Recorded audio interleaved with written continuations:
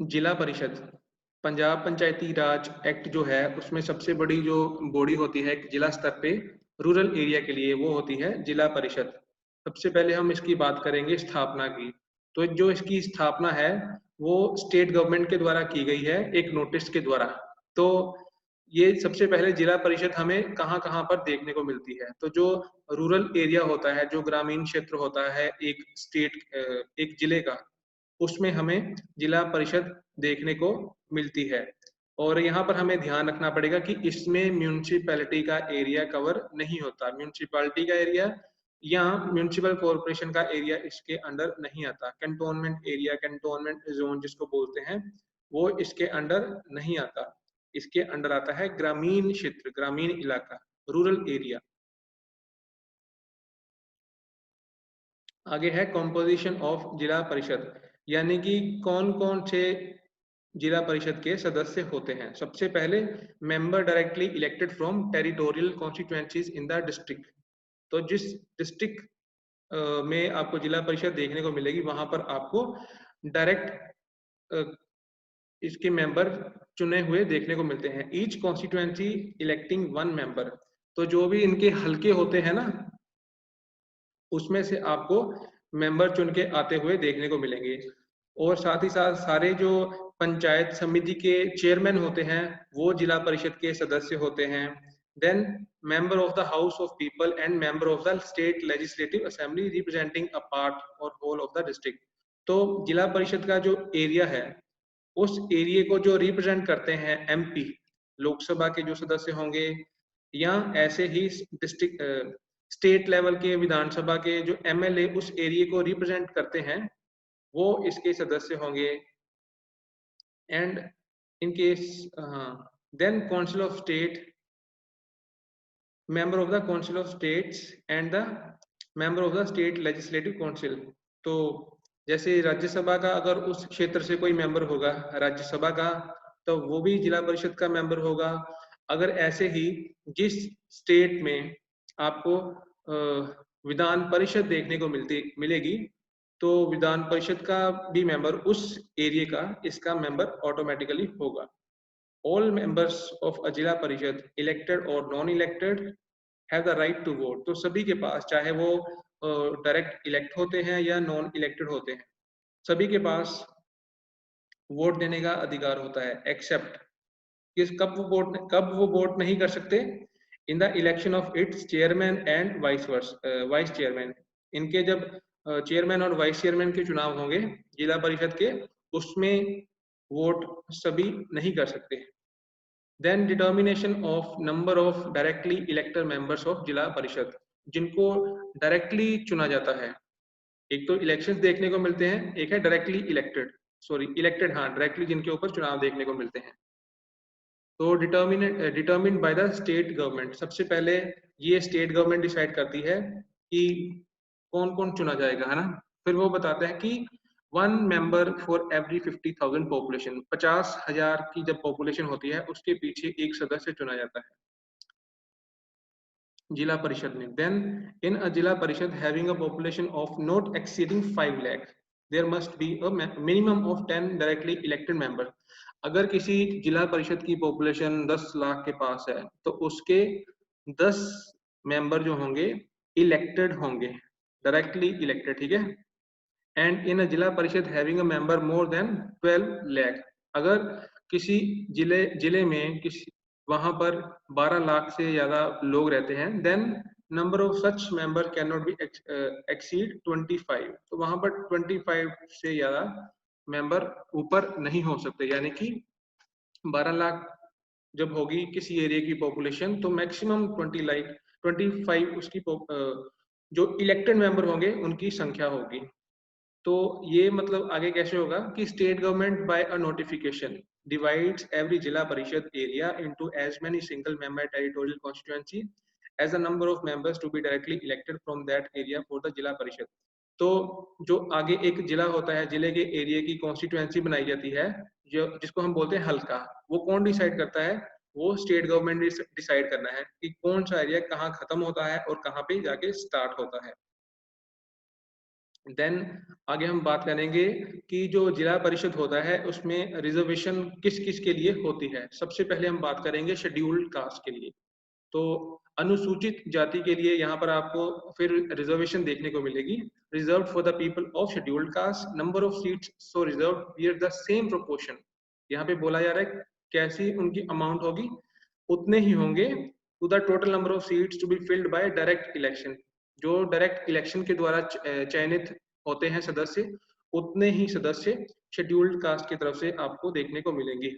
इसमें जिला परिषद में as the population of the scheduled caste in the जिला परिषद एरिया। यानी कि ये बोला गया है कि उस एरिया में जितने भी शेड्यूल्ड कास्ट की टोटल पॉपुलेशन होगी, उसी के अकॉर्डिंगली उनके जो मेंबर होंगे उनको चुना जाएगा। Then seats reserved for scheduled caste may be allotted by rotation to different constituency in a जिला परिषद।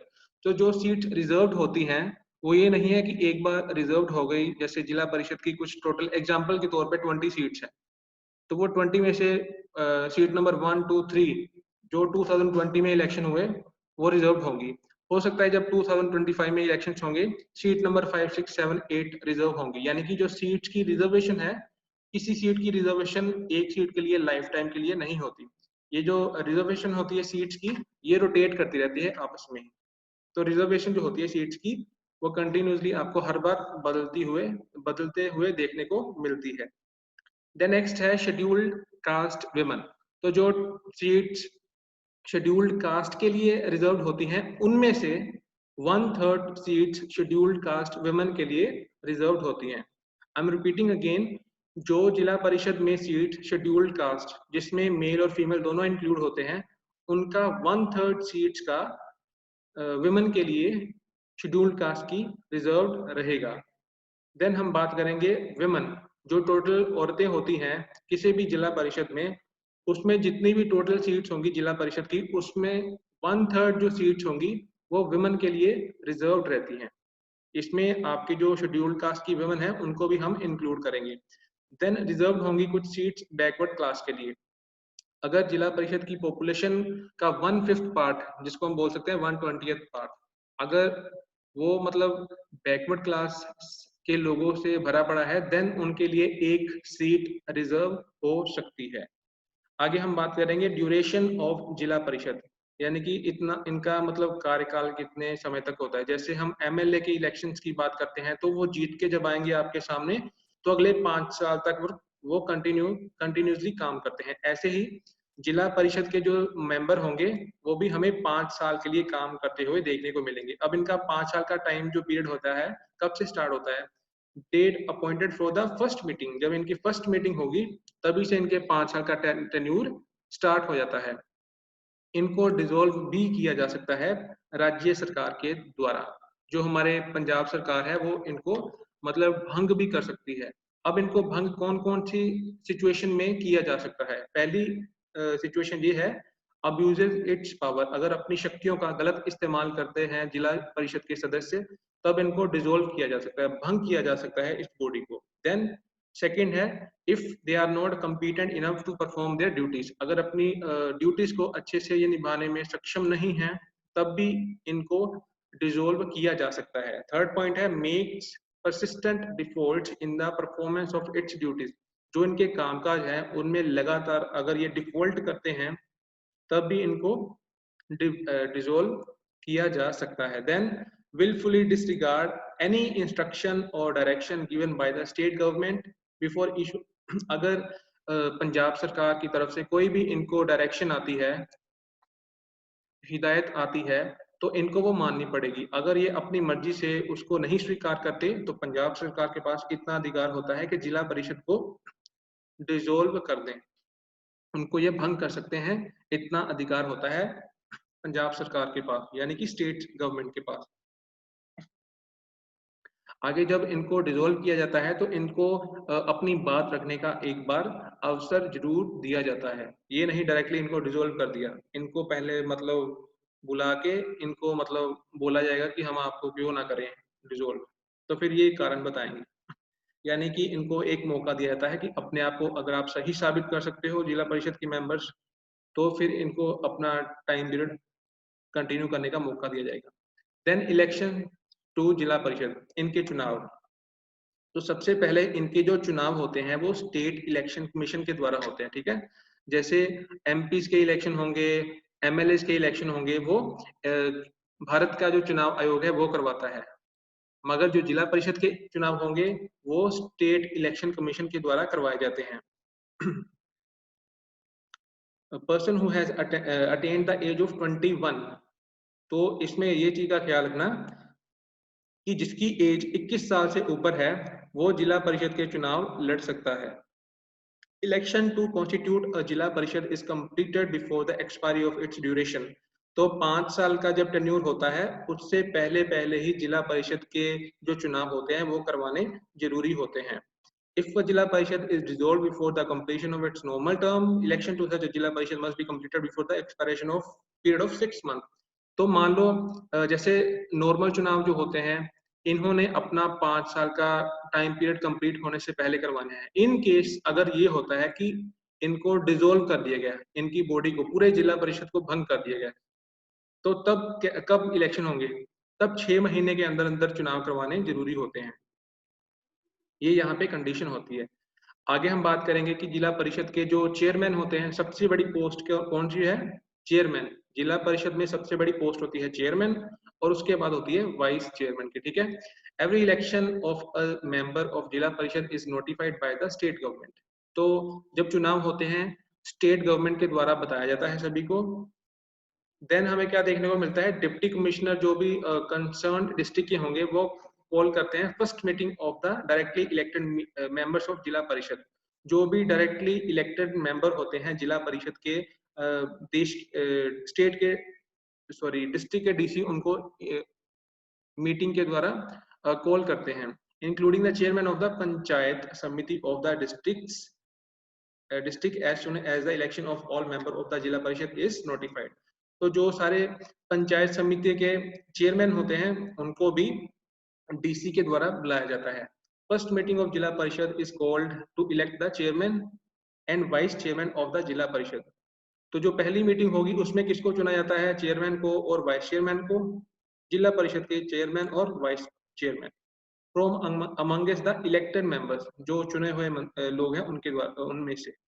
It may be mentioned that only the members elected from territorial constituencies participate in the election of chairman and vice chairman. तो इस चीज का हमें ध्यान रखना पड़ेगा कि इन चुनाव में कौन कौन पार्टिसिपेट कर सकता है। Chairman of and vice chairman of Zila परिषद के जो उस पर्टिकुलर एरिया को बिलोंग करते हैं। देन आगे हम बात करेंगे कि जो चेयरमैन और वाइस चेयरमैन की जो सीट्स होती हैं, पोजीशन होती है जिला परिषद की, वो भी रिजर्व्ड होती है। किन किन के लिए रिजर्व्ड होती है? शेड्यूल्ड कास्ट के लिए और औरतों के लिए, वुमेन के लिए। तो जो शेड्यूल्ड कास्ट है उनके लिए चेयरमैन और वाइस चेयरमैन की जो पोजीशन होती है वो रिजर्व्ड होती है, belonging to the scheduled cast.